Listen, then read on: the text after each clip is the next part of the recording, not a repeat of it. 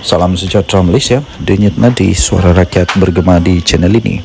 Terima kasih kerana terus bersama-sama di dalam channel ini untuk mendapatkan berita terbaru setiap hari. Bagi anda yang pertama kali berada dalam channel ini, sila pastikan untuk anda menekan butang subscribe, like dan share. Tekan juga tombol notifikasi untuk mendapatkan berita terbaru setiap hari. Denyut nadi suara rakyat bergema di channel ini, berita bermula sebentar lagi. Salam sejahtera Malaysia. Kali ini kita berkongsi satu sejarah baru negara Malaysia.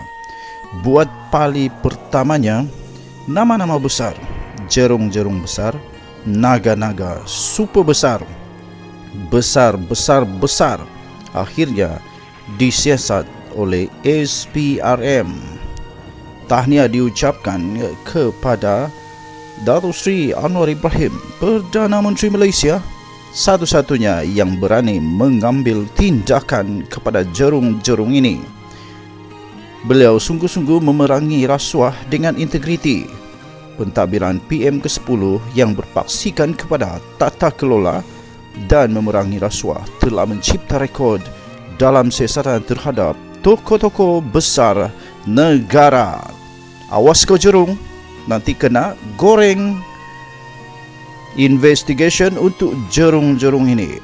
Siasatan dahulu hanyalah berfokus kepada ikan-ikan kecil, bilis-bilis, yang kini sudah berubah menjadi jerung-jerung besar. Terlibat rasuah kini juga disiasat di bawah kepimpinan siapa lagi kalau bukan Perdana Menteri Malaysia yang terbaik dalam sejarah, Datuk Seri Anwar Ibrahim. Malah, Mirsan Mahathir pun sudah juga disiasat. Kronisme dan nepotisme berada dalam keadaan yang bergegar lutut. Oleh sebab itu, perintah notis telah disampaikan kepada Mirsan Mahathir di bawah Seksyen 36-1-B Akta SPRM 2009 yang mengendaki beliau untuk mengisytiharkan segala aset dalam tempoh masa 30 hari. Disebabkan itu juga, keluarga Tun Daim Zainuddin juga dalam keadaan yang agaknya meroyan lah kot. Harap-harap tak meroyan ya. Apabila Menara Ilham juga telah disita. Menara Ilham milik keluarga Tun Daim bernilai 2.7 bilion juga telah disita oleh SPRM. Apa nak jadi kepada keluarga ini? Kita tunggu sajalah. Nampaknya keegoan Tun Daim Zainuddin yang selama ini sukar untuk dirobek akhirnya koyak rabak. Hal ini disebabkan keegoan Tun Daim yang gagal mengisytiharkan aset setelah 5 kali diminta oleh SPRM. Akhirnya SPRM mencipta sejarah penguatkuasaan apabila tokoh-tokoh besar dan anak bekas Perdana Menteri yang sebelum ini nampak seakan-akan kebal dalam pentadbiran yang lepas kini sudah tidak lagi kalis daripada sebarang siasatan maupun pendakwaan. Terbaik SPRM, terbaik Perdana Menteri Malaysia ke-10. Anwar Ibrahim memang tepat sekali, beliau adalah Perdana Menteri yang mengamalkan walk the talk. PM10 membuktikan bahawa dirinya adalah seorang Perdana Menteri yang tegas dalam memerangi rasuah, pecah amanah, sakau menyakau dan penyelewengan. Sekali lagi, tahniah diucapkan kepada Kerajaan Perpaduan Perdana Menteri Malaysia Datuk Seri Anwar Ibrahim, terbaik dalam sejarah.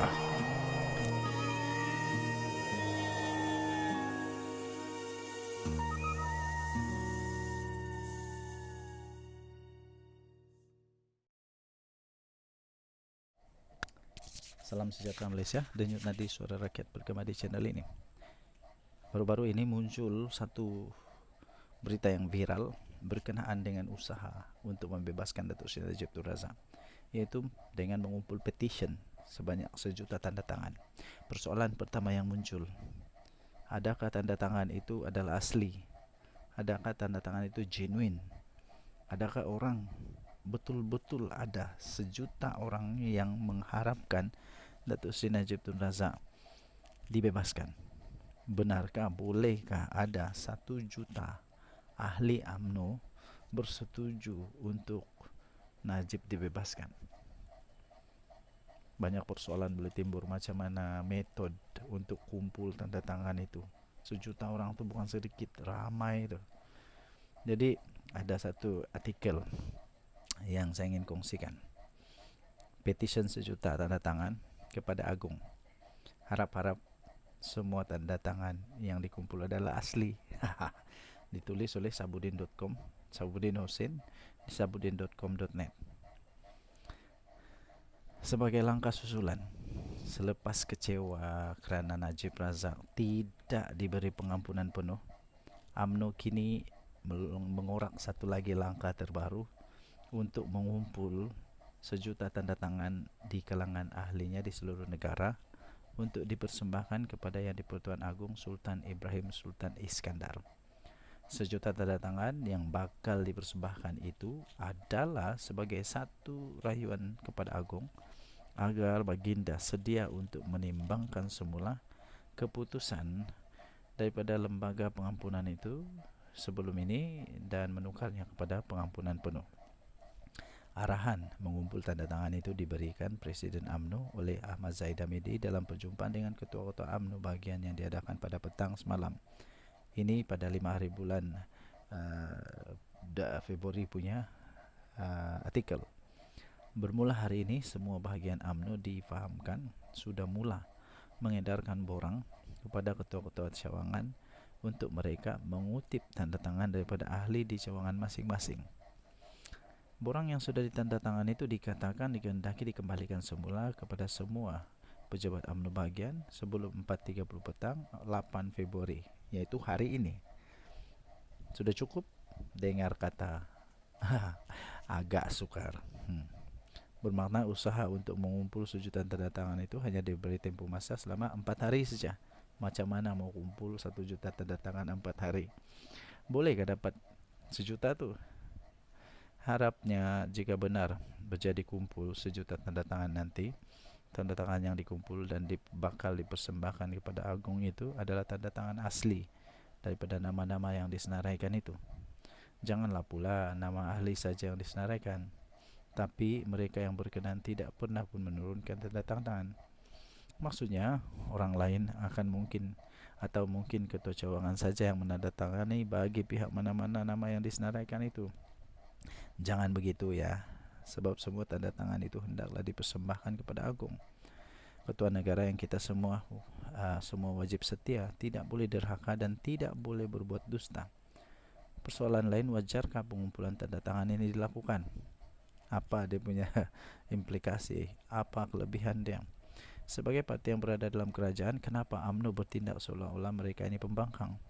Kerana menghantar petition dalam bentuk 1 juta tanda tangan yang lebih berupa desakan daripada luar kerajaan kepada Agung. Patutkah parti dalam kerajaan berbuat demikian? Selain itu, sebagaimana disebut oleh Perdana Menteri sendiri, keputusan lembaga pengampunan adalah muktamad dan tidak boleh dicabar di mana-mana mahkamah. Jadi jika sudah muktamad dan tidak boleh dicabar, berarti ia juga tidak boleh dirayu. Jadi apa gunanya semua ini? Lagi pula, kalau semua banduan yang dipenjarakan hendak dibebaskan dengan cara menghantar petition rayuan, dengan cara dapat mengumpulkan 1 juta ataupun sejumlah tanda tangan daripada penyokong-penyokong sendiri, lebih baik tutup saja semua penjara di negara ini, katanya. Nanti semua orang yang dalam penjara pun hendak buat petition rayuan juga, kata Sabudin Hussein. 5 Februari 2024. Ini betul-betul saya pun fikir kenapa perlu dilakukan. Apa dia punya implikasi kalau diorang buat? Apa faedah diorang boleh dapat? Yakin kan dapat pengampunan? Itu semualah. Okay, so Denyut Nadi Suara Rakyat bergema di channel ini. Jangan lupa tekan butang subscribe, like dan share. Bye-bye.